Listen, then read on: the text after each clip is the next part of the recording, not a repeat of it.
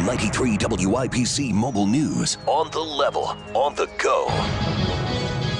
The severe weather threat is not over. With your Alexa Flash Briefing, I'm John Herrick. More storms expected across the state today. It looks like some storms will pop off beginning in the early afternoon, and we're mainly concerned about a damaging wind threat with these storms. Meteorologist Kyle Brown with the National Weather Service in northern Indiana says while storms are expected near Indianapolis, the biggest threat is in northern Indiana, which could happen anywhere between noon and 8.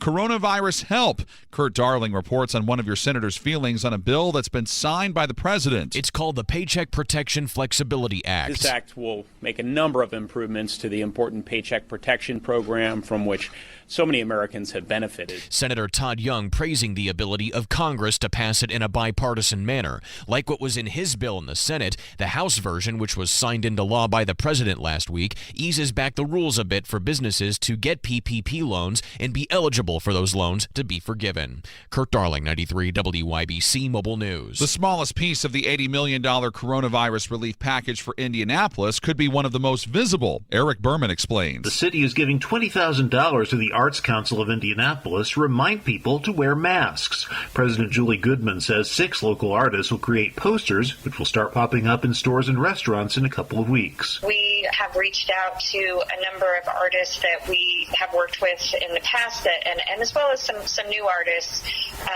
and just really checking their capacity to be able to deliver this on this very quick timeline. Goodman says the project is a lifeline for artists who saw job opportunities vanish overnight. Eric Berman, 93 WIBC Mobile News. Police are trying to figure out who's telling the truth.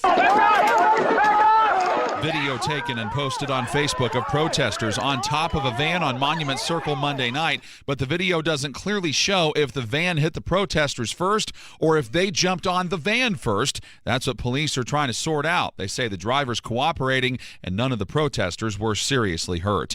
Less money for police, more money for education and health programs in communities of color. Chris Davis reports on what the ACLU of Indiana believes should happen with the city budget in Indianapolis. We can prohibit police from enforcing a range of non-serious offenses. And Jane Henniger, executive director of the ACLU, believes communities across the state can make similar decisions. We can eliminate unnecessary interactions between the police and community members. She says the department should still have money and maintain good public safety, but should essentially be more chill with communities of color. Rick Snyder, president of Indy's police union, says taking money from police has caused crime problems in the past, and he believes we'll do it again.